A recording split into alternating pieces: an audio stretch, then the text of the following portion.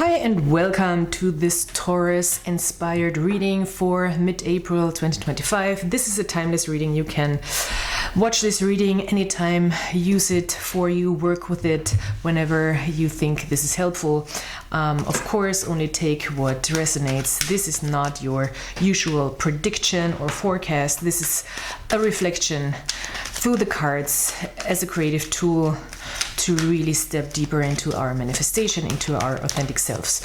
So let's see what the symbolism of the cards and of Taurus brings for this month. First part of the reading, I do a general energy. Second part, I do a relationship. I wanted to say aesthetic, which is interesting. Dynamic. Maybe I should call it aesthetic. A relationship aesthetic. Oh, I love that actually.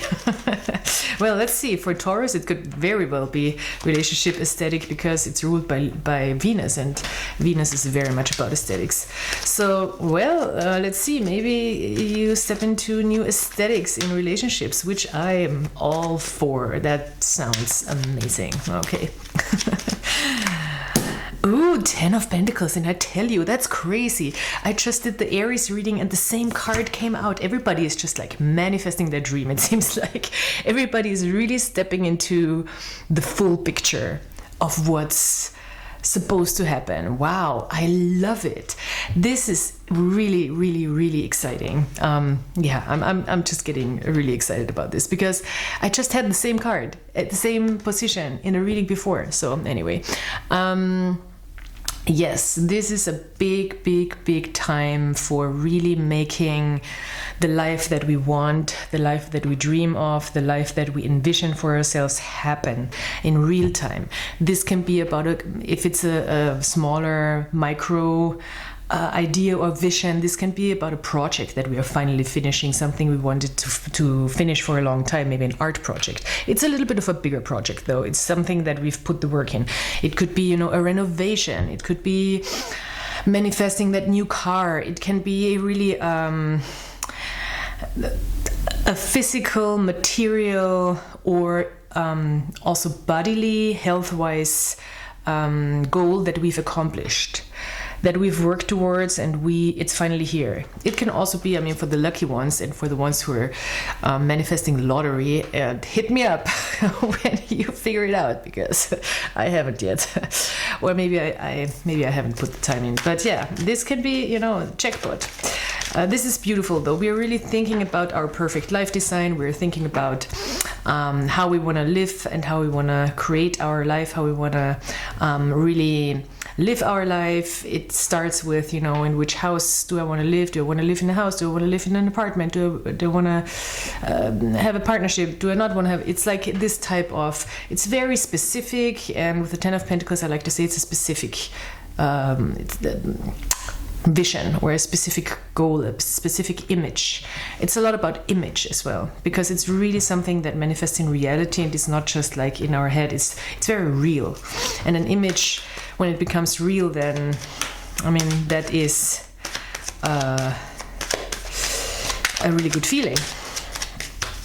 So yeah, of course it can be money, but it doesn't have to be. It is called wealth. This card is called wealth. So it is about wealth, and what does that mean for us, and how do we want to define that for ourselves in a very individual way. Ooh, okay. The Knight of Wands is bringing the motivation, the drive, the passion that we need to really put the action into our goals, into our dreams, into our visions, into our manifestations.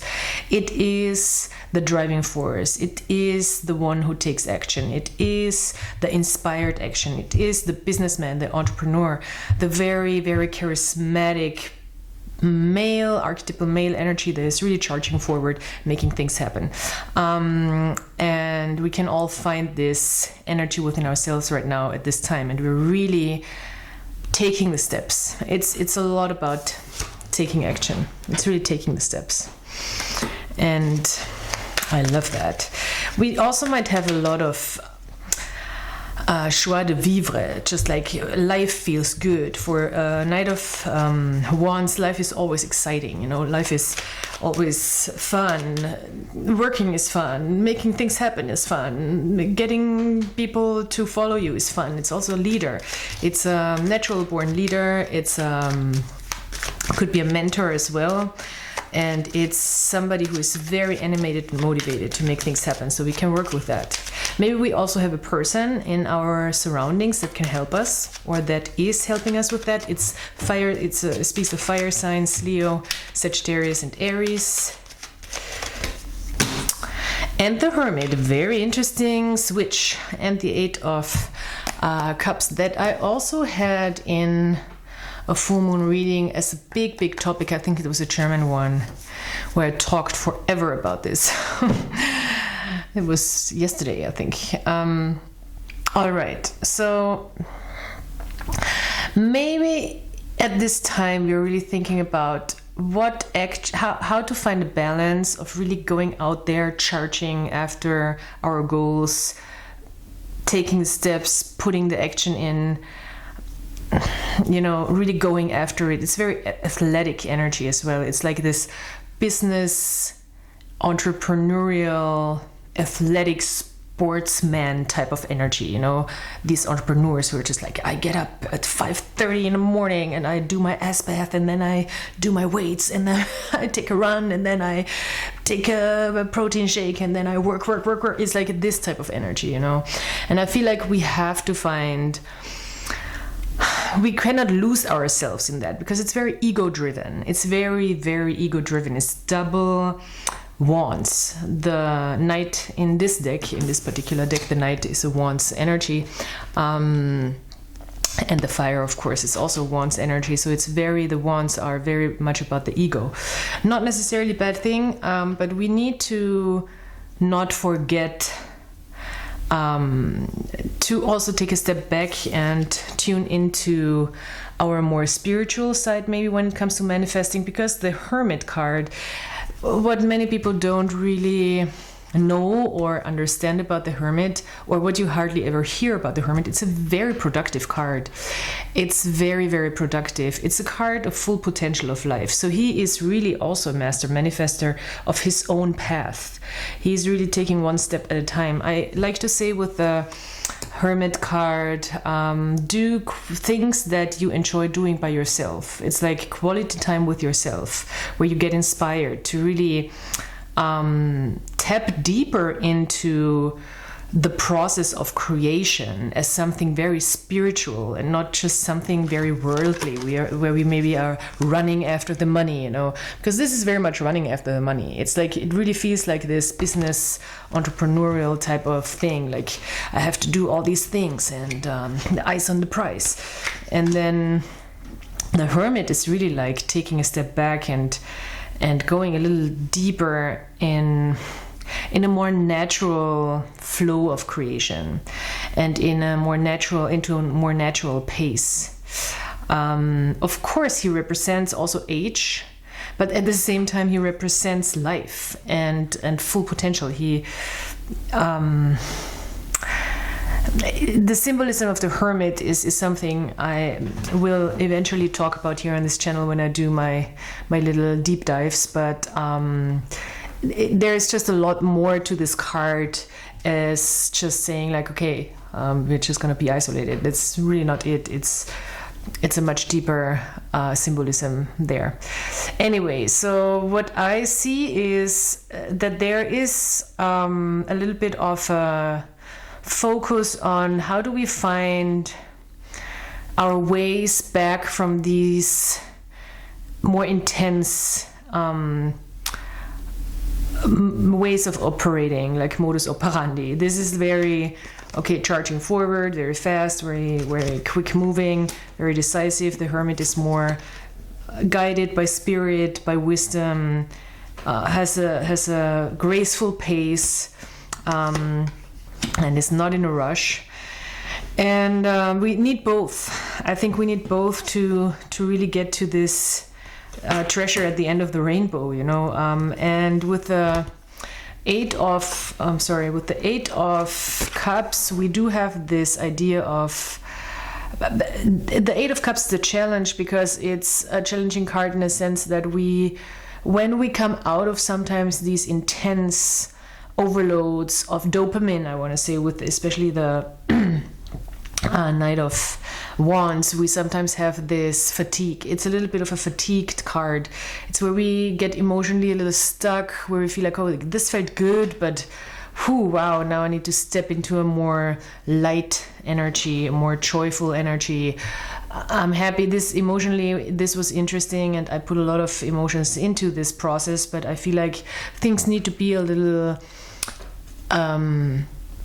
I need to be a little happier. I cannot run after goals all day. It's gonna, it's not gonna be sustainable. That's when at the end of their lives, a lot of people, these millionaire people who are, I'm not saying every millionaire, but there is a lot of these entrepreneurial people who at the end of their lives are like, I wish I wouldn't have worked so much and spent more time, looking at the flowers or something. So don't forget, to pace your step. I think that's kind of the message here, because we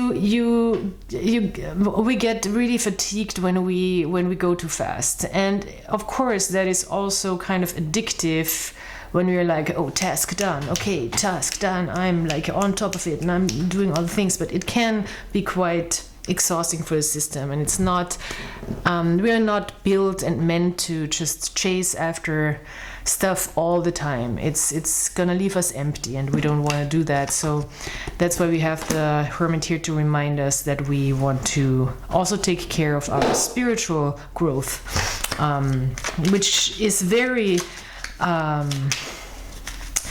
essential also for building something of value. You don't want to build a soulless picture of wealth. Or maybe you do, but I'm asking you to reconsider. Okay, so relationships. I'm doing another person and you. This doesn't have to be a romantic relationship. It can be a romantic relationship though. Let's see. Oh, that's a lot of cards anyway. Nine of Cups again. This is again a card from the Aries reading. Maybe you're dealing with an Aries, I don't know.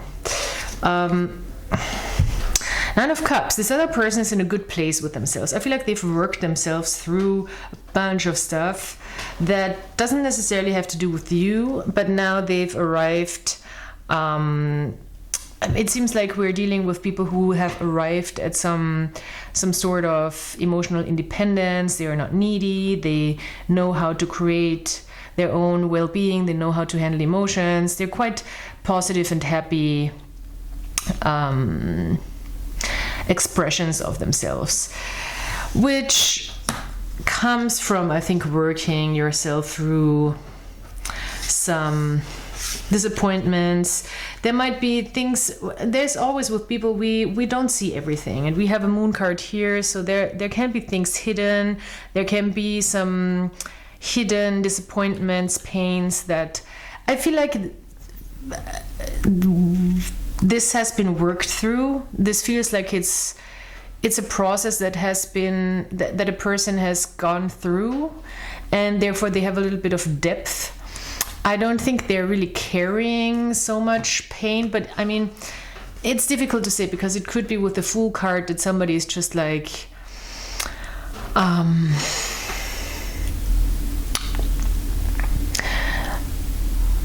kind of not taking it too seriously, which doesn't necessarily need to be a bad thing.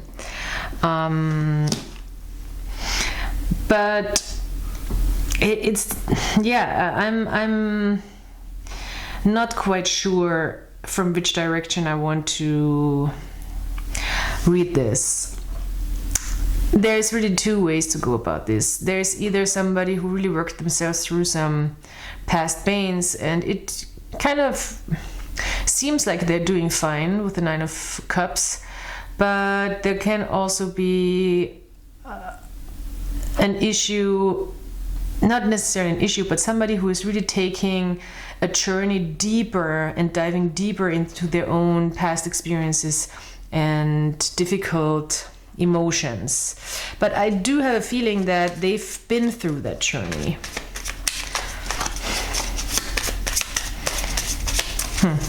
Very interesting. So we are here where? Ooh, Eight of Wands. There might be a lot of infatuation with a person, or we're kind of just we have good chemistry with somebody.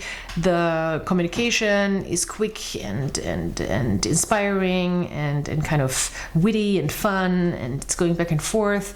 It can be quite magnetic that somebody is just giving this energy of being independent and emotionally like quite chill and positive. It's a positive attitude. And that is of course something that we are drawn to. This is a good thing. This is really something we should be attracted towards. And it doesn't, as I said, it doesn't have to be romantic. Even in business, even in friendships, partnerships, family, we want to, of course, that's exactly the energy we want to move towards quickly, and that's what the Eight of Wands is doing.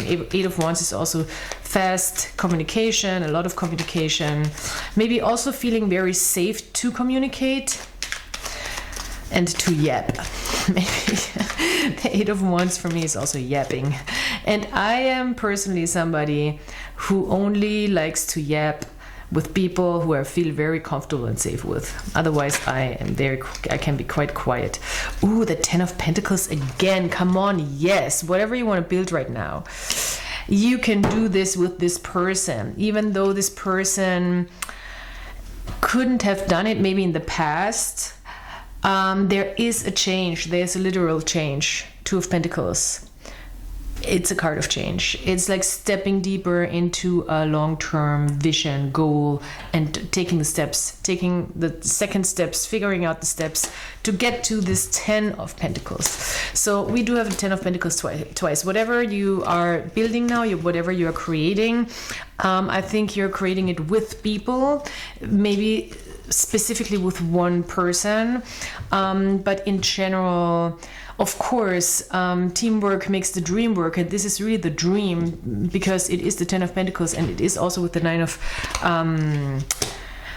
Cups on this other person's side, maybe also a dream come true for the other person. So if it's, maybe an employee or maybe a person you're really trying to create a certain picture with, then this is very, very promising. This is really good energies. And when we want to work with somebody together, this can move really fast. I feel like this can move really fast. Maybe we've finally figured out how we can, which people we want to move towards to make our vision and our manifestations happen.